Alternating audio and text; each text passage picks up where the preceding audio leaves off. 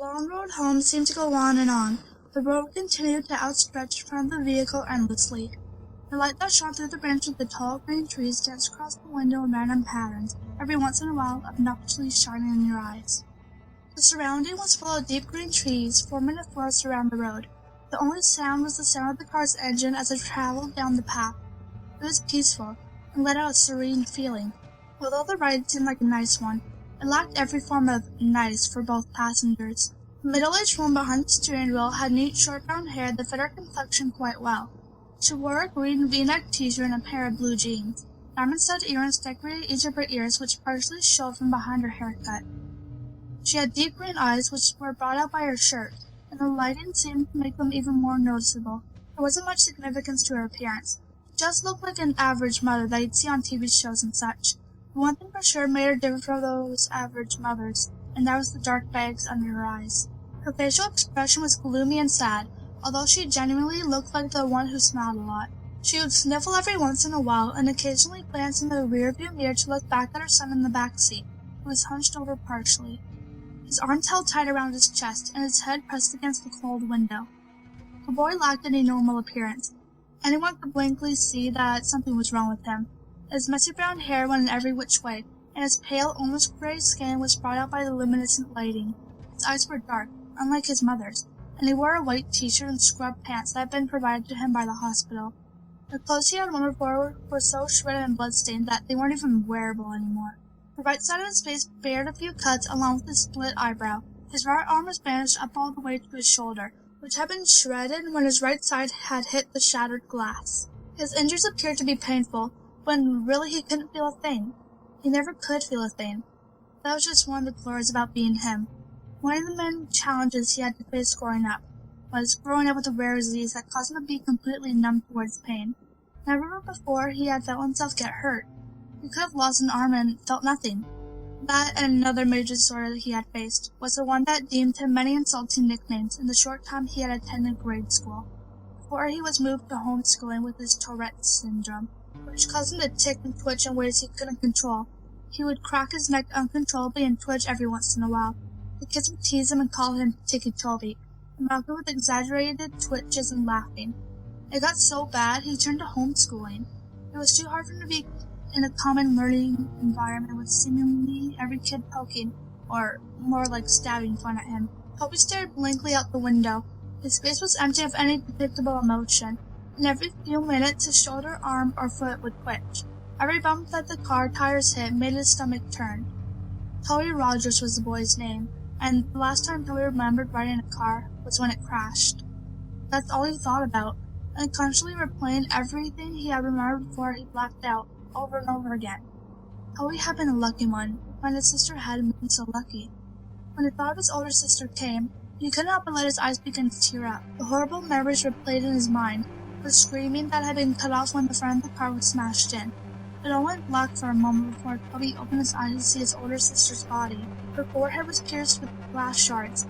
Her hips and legs were crushed under the force of the steering wheel. Her torso was pushed in from the late inflated airbag. That was the last thing he had seen of his dear older sister. The road home continued on for what seemed like forever. He took so long to go home due to his mother wanting to avoid passing the site of the crash. When the surrounding gave into a familiar neighborhood, they had both been more than ready to get out of the car and step back into their own home. It was an older neighborhood, with quaint little houses all next to each other. The car drove in front of a little blue house with white window panes. They both quickly noticed an old vehicle that was parked in front of the house, and the familiar figure who stood out in the driveway.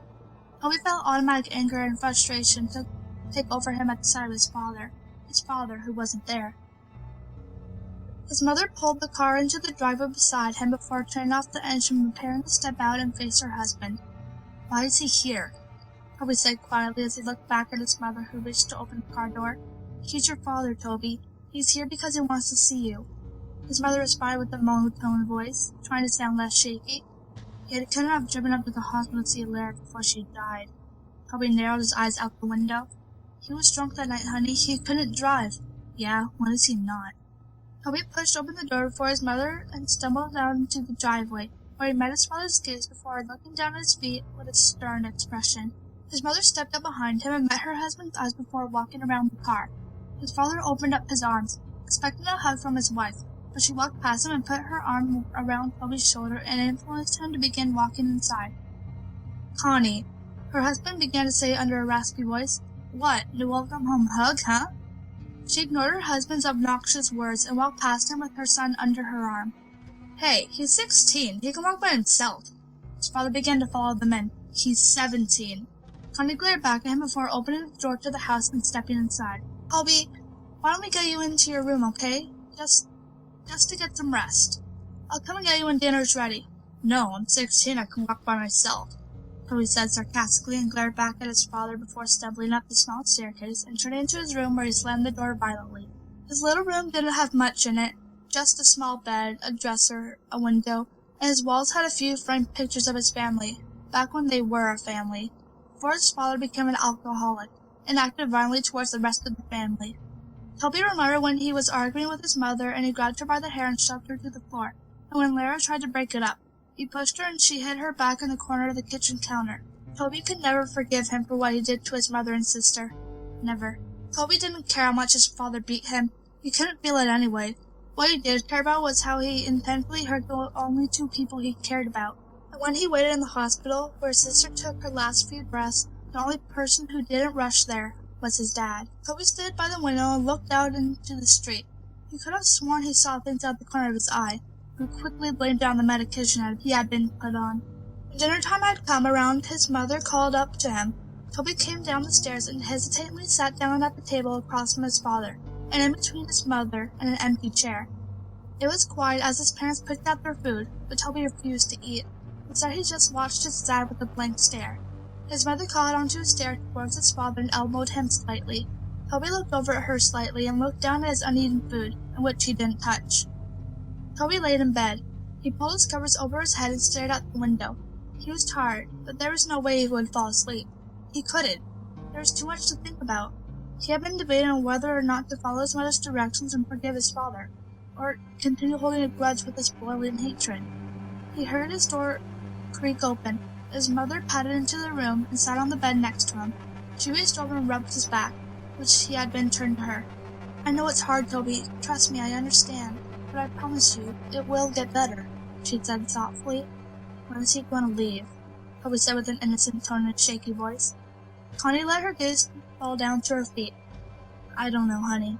He's staying as far as I know," she replied. Toby didn't respond.